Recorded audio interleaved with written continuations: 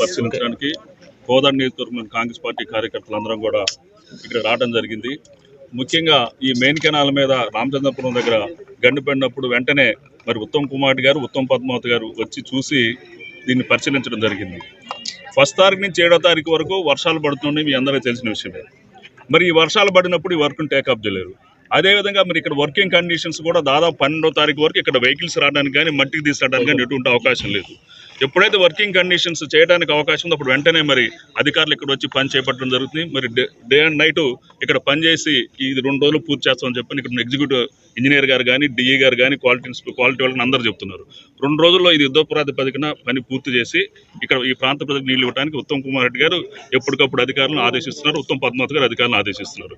అదేవిధంగా మరి ఈ రోజు ముత్యాల బ్రాంచ్ కెనాల్ ఏదైతే కర్కాలగూడెం దగ్గర పడిన యూటీ ఏదైతుందో అది కంప్లీట్ చేయడం జరిగింది.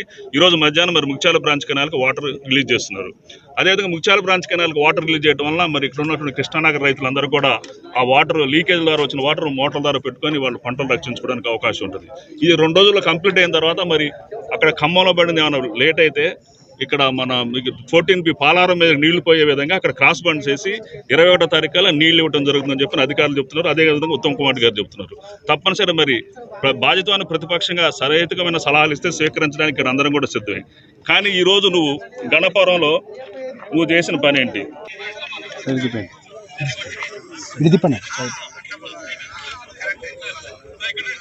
అక్కడున్న ఒక రైతును పిలిచి నువ్వు నెత్తి మీద కొట్టేసుకో, నువ్వు ఇట్లా ఎండిపోయినట్టు యాక్షన్ చేయని చెప్పి ఒక మాజీ ప్రజాప్రతినిధిగా ఒక రైతుని ఆ విధంగా నువ్వు ట్రైనింగ్ ఇచ్చి ప్రెస్లో చెప్పడం ఇది ఎంతవరకు సమంజసం? ఇది ప్రజాస్వామ్యంలో హర్షణీయం అని చెప్పని మీ ద్వారా వాళ్ళని ప్రశ్నించడం జరుగుతుంది.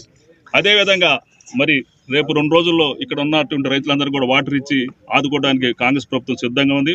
ఉత్తమ్ కుమార్ రెడ్డి గారు, ఉత్తమ్ పద్మావతి గారి నాయకత్వంలో 21వ తారీఖున వాటర్ రిలీజ్ చేయడం జరుగుతుంది. ఈ 2 రోజులు రైతులు సమన్వయం పాటించి మరి మీరు ప్రభుత్వానికి ఇక్కడ ఉన్న అధికారులందరికీ సహకరించడం కోరుకుంటూ మీరు మనోధైర్యాన్ని చెడవద్దని చెప్పి మీ ద్వారా రైతులు విజ్ఞప్తి చేస్తారు.